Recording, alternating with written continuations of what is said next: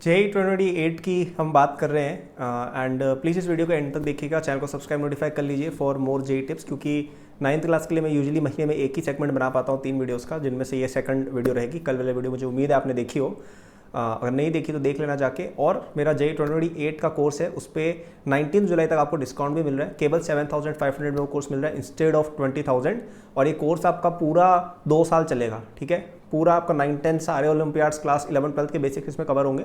तो डिस्क्रिप्शन में first link से जाके चेक जरूर कर लेना।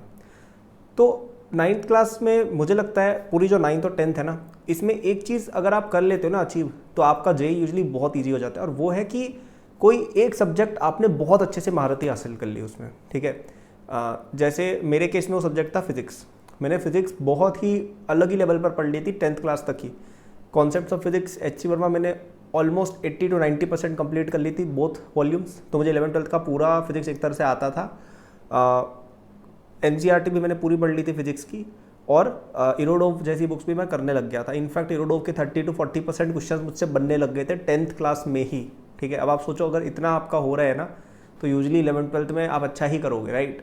एंड क्योंकि फिजिक्स अच्छी थी तो उसमें मैथ्स भी देखो आती है, कैलकुलेशन वगैरह दुनिया भर की, राइट। इंटीग्रेशन हो गया, ट्रिग्नोमेट्री वगैरह हो गया। ऑफ कोर्स मैंने मैथ्स वगैरह JEE एडवांस लेवल पर नहीं पढ़ी हुई थी। इवन फिजिक्स भी देखो, JEE एडवांस की प्रिपरेशन HC वर्मा का लेने में डिफरेंस होता है। JEE एडवांस में you need a lot of objective practice as well, right.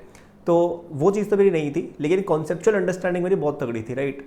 और मैथ्स में मुझे बेसिक्स आते थे, मतलब हर चैप्टर जो मेनली है कि भाई इंटीग्रेशन क्या होता है, डिफरेंशिएशन क्या होता है, कोऑर्डिनेट क्या होता है, राइट। बेसिक्स जो हैं कि 11th के NCERT में कर लेता था।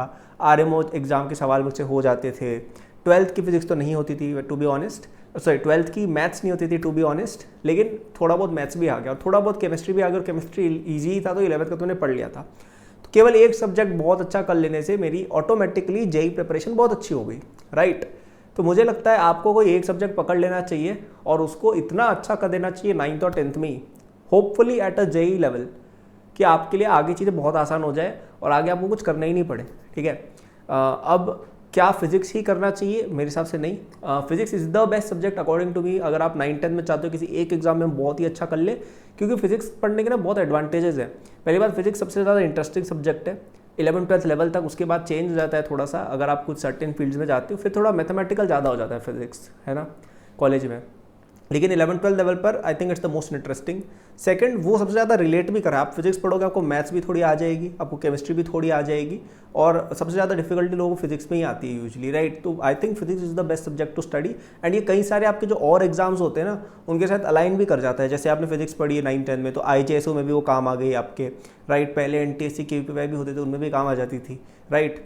तो बेनिफिट है। अब जैसे आपने केमिस्ट्री बहुत ज़्यादा पढ़ ली, ठीक है, तो वो इतनी ज़्यादा कहीं, जैसे एस्ट्रोनॉमी ओलंपियाड एक होता है, फिजिक्स वहाँ पे भी यूज़ हो रही है, वहाँ पे केमिस्ट्री यूज़ नहीं होगी, राइट। अच्छा, अब आपने मैथ्स पढ़ ली। अब मैथ्स आप किस तरह की पढ़ रहे हो? क्या आप JEE एडवांस तरह की मैथ्स पढ़ रहे हो? तो फिर वो किसी एग्जाम में काम नहीं आएगी 9, 10 लेवल पर। जैसे RMO एग्जाम होता है, वो डिफरेंट जाता है JEE से थोड़ा, राइट। तो अगर आप JEE की मैथ्स अभी से पढ़ रहे हो ना, तो वो IJSO में हेल्प करेगी, ना RMO में हेल्प करेगी, ना एस्ट्रोनॉमी ओलंपियाड वगैरह में कहीं वो ज़्यादा हेल्प करेगी। ऑफकोर्स लिटिल बिट हेल्प हो जाएगी, लेकिन इतनी नहीं, है ना। अब आपने जैसे मैथ्स RMO टाइप की पढ़नी चालू की, तो वो JEE के लिए रिलेवेंट नहीं है फिर, राइट। तो फिजिक्स एक ऐसा सब्जेक्ट है जो आप पढ़ेंगे तो मल्टीपल एग्जाम्स में 9, 10 में भी काम आएगा, और वो 11, 12th के लिए भी बेस्ट सब्जेक्ट है अभी टारगेट करने के लिए। लेकिन अगर फिर भी आप नहीं पढ़ना चाहते हो फिजिक्स, कोई दिक्कत नहीं है। तब मुझे लगता है आपको चुनना चाहिए मैथ्स, क्योंकि मैथ्स एक और सब्जेक्ट है जो लोगों को बहुत सताता है आगे मैथ्स में। जब, और देखो मैथ्स में क्या है कि ट्रिकी क्वेश्चंस बहुत ज़्यादा आते हैं JEE एडवांस में, जहाँ पे आपको अपने दिमाग से कुछ सोचना पड़ता है। मतलब वहाँ पे ऐसे क्वेश्चन नहीं आएंगे कि अच्छा पढ़ा हुआ है ये कर लो, वैसे क्वेश्चन आते हैं बट इतने नहीं आएंगे। 50 to 60% क्वेश्चन ही ऐसे रहेंगे, 30-40% क्वेश्चन ऐसे होंगे जिनमें आपको अपना दिमाग लगा के किसी प्रकार का कुछ सब्स्टिट्यूशन, कुछ तो नया फॉर्मूला, कुछ तो आपको ट्रिक लगानी पड़ेगी, राइट। और वो तभी होती है जब बच्चे की बहुत ज़्यादा मैथमेटिकल थिंकिंग और बहुत ज़्यादा प्रैक्टिस होती है, और वो अभी से शुरू हो जाए तो काफ़ी सही रहता है, राइट। मुझे पर्सनली मैथ्स में काफ़ी दिक्कत आती थी जब मैं 11, 12 में था। मैथ्स के कई सारे अच्छे क्वेश्चंस में नहीं कर पाता था। मतलब अगर पेपर ज़्यादा ही हार्ड अगर आ गया ना, कोचिंग के टेस्ट में बहुत ज़्यादा हार्ड कभी कोई पेपर नहीं बन जाता, उस पेपर में मैं अटक जाता था, राइट। जबकि फिजिक्स और केमिस्ट्री में इतना प्रॉब्लम ये नहीं था, क्योंकि फिजिक्स तो मेरी बहुत अच्छी पहले से थी और केमिस्ट्री हमने पढ़ी हुई थी, राइट। लेकिन मैथ्स मैंने इतनी ज़्यादा उस लेवल पर नहीं पढ़ी हुई थी पहले, राइट। तो थोड़ा फिर मुझे मैथ्स के लिए एक्स्ट्रा एफर्ट डालना पड़ा in order to make my maths really good, ठीक है। तो मैथ्स में भी आप एक एफर्ट डाल सकते हो, लेकिन फिर वो एफर्ट JEE ओरिएंटेड एफर्ट होना चाहिए। आपको कोशिश करनी कि पहले हम 11th 12th की NCERT पढ़ के उनकी सारी एक्सरसाइजेस करें, फिर हम एक आध मे बी सेंगेज की बुक्स या अपनी कोचिंग में ही अगर मिलता है मटेरियल वो हम करने की कोशिश करें, राइट। ये अप्रोच होनी चाहिए। फिर वो अप्रोच मत लगाना कि आप आरएमओ वगैरह की तैयारी करने लग गए, वो जेई के लिए काम नहीं आता है उतना। आप आरएमओ के लिए प्रिपेयर करना चाहते हो, दैट्स अ डिफरेंट स्टोरी, करो, लेकिन वो फिर आपको अंडरस्टैंडिंग के साथ करना है कि वो जेई में उतना हेल्प शायद नहीं करेगा, ठीक है। केमिस्ट्री के लिए कुछ लोग पूछते हैं, केमिस्ट्री के लिए यार मैं तो रिकमेंड नहीं करूँगा केमिस्ट्री पढ़ना 9th में बहुत ज़्यादा, क्योंकि देखो ऑर्गेनिक केमिस्ट्री एक ऐसा सब्जेक्ट है जो जब तक आपको आपके कोचिंग के टीचर नहीं पढ़ाएंगे ना आप समझ नहीं पाओगे, क्योंकि ऑर्गेनिक में बुक से समझ में नहीं आता है। ऑर्गेनिक में आप थ्योरी समझ लोगे, लेकिन जब क्वेश्चन आएंगे ना डिफिकल्ट वाले तब आप सोच नहीं पाओगे, कि देखो टीचर्स क्या है ऑर्गेनिक में बहुत अच्छे से क्लियर करते हैं कि भाई सबसे पहले एसिड बेस देखना है, फिर ये देखना है, फिर ये देखना है, अच्छा इस चीज़ में ये एक्सेप्शन आता है, तो बहुत ही क्लियर हो जाता है कि भाई ऐसा करना है। लेकिन बुक्स के अंदर वो क्लैरिटी नहीं मिलती है। बुक्स में ऑर्गेनिक एक रैंडम सेट ऑफ रिएक्शंस मुझे फील हुआ, मतलब मैंने बहुत सारी बुक्स पढ़ी थी, ऑर्गेनिक समझने की कोशिश करी थी 9वीं 10वीं 11वीं में, लेकिन मुझे समझ में नहीं आई। मुझे मेरे कोचिंग के टीचर ने पढ़ाया तभी समझ में आया। एंड मैं एक ऐसा बच्चा था जिसका सेल्फ स्टडी स्किल बहुत हाई लेवल पर था। मैं सेल्फ स्टडी करके बहुत डिफिकल्ट चीज़ें समझने की कैपेसिटी रखता था, तब भी मुझे समझ में नहीं आया। आप में क्या वो कैपेसिटी है अगर, तो आप ट्राई कर सकते हैं, अगर नहीं है तो मेरे हिसाब से ऑर्गेनिक नहीं समझ में आएगी।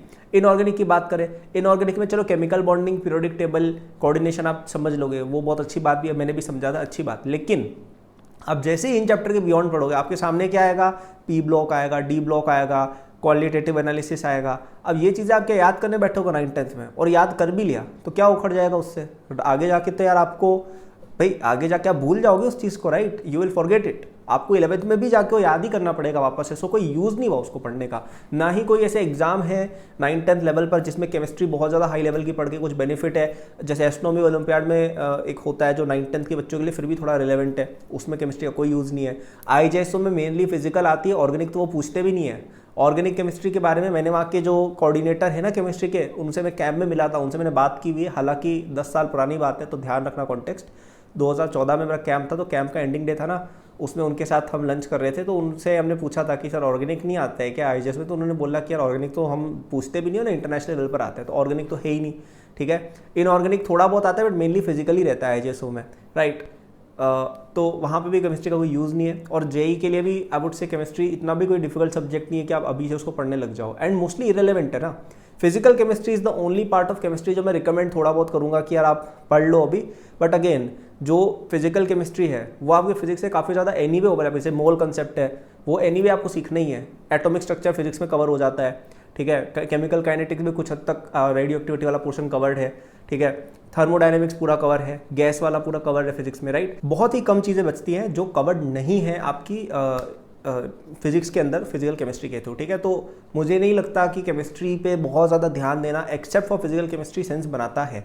एंड अगर आप फिजिक्स चूज़ करते हैं तो फिजिकल केमिस्ट्री भी आपकी आधी कवर हो जाएगी, बाकी आप समझ लोगे ईजी ही है, ठीक है। तो आई होप आपको एक क्लैरिटी मिल गई हो कि आपको किस सब्जेक्ट पर फोकस करना है। मेरे हिसाब से तो फिजिक्स सबसे बेस्ट सब्जेक्ट है टू फोकस ऑन। अगर फिजिक्स से दिक्कत है तो मैथ्स पर फोकस कर लो, ठीक है। केमिस्ट्री पर फोकस मेरे हिसाब से नहीं करना चाहिए क्योंकि कोई बेनिफिट नहीं है अनलेस आप कोई केमिस्ट्री के बहुत बड़े विजार्ड हो। जैसे एक कोई मैं बंदे को जानता हूँ जो केमिस्ट्री में बहुत ही अलग लेवल पर वो इंटरेस्ट रखता था, उसने 10th क्लास में भी केमिस्ट्री ओलंपियाड में मेडल वगैरह जीते हुए 10th क्लास में, ठीक है। आई थिंक एक और भी कोई ऐसा बच्चा था शायद, 2-3 रह चुके हैं ऐसे बच्चे जो 10th क्लास 11th क्लास के अंदर केमिस्ट्री ओलंपियाड में जा चुके हैं, तो उनको एक अल्ट्रा नेक्स्ट लेवल पर केमिस्ट्री में इंटरेस्ट है, वो एक डिफरेंट बात है। लेकिन अगर आप वैसे बच्चे नहीं हो, आप एक नॉर्मल या अबव नॉर्मल बच्चे हो और आपको है कि यार मुझे तो बस जेई अच्छे से क्लियर करना है, फिजिक्स या मैथ्स पे अच्छी पकड़ अभी से बनाना चालू कर दो, ठीक है। कैसे क्या बनाना है इसके बारे में अगली वीडियो में और मेंशन करूंगा। और आपके पास अब केवल आज का और कल का दिन ही है to get my JEE 28 course for a discount. 7,500 rupees में कोर्स मिलेगा जो पूरे 2 साल की कॉस्ट है, वन टाइम पेमेंट है, ठीक है। 7,500 आपको बड़ा अगर लग रहा है, आप सोचिए 2 साल तक कोर्स आपका चलेगा, ठीक है। तो आपको आगे कोई पेमेंट नहीं करनी है और आगे तक आपका कोर्स बेनिफिट आपको देगा। कोर्स में 9th 10th पूरा कवर्ड है, 9th 10th के सारे ओलंपियाड जितने भी हो गए, IJS हो गया, RM हो गया, इनकी प्रिपरेशन हो जाएगी। और 11th 12th के भी कई सारे टॉपिक्स आप सीख के फिर आगे जाओगे। मतलब इन 2 साल में आप उस कोर्स को पूरा करते हो ना, जिसमें कई चीज़ें मैंने भी कवर की है पर्सनली, और करिकुलम तो मैंने ही बनाया पूरा। आप इस कोर्स को पूरा पढ़ते हो, आप इतना कुछ सीखोगे, आप एक नेक्स्ट लेवल पर पहुंच जाओगे यार। आप 11th 12th में घुसोगे, आपको लगेगा भाई मैं टॉपर हूँ, हर चीज़ का जवाब मुझे आता है, ठीक है। मतलब आप उस लेवल के बच्चे बन जाओगे, ओके। तो do take it using the first link in description, but take it before 19th of July midnight, okay, for the discount. So that was the video. Thank you for watching. Good luck. All the best.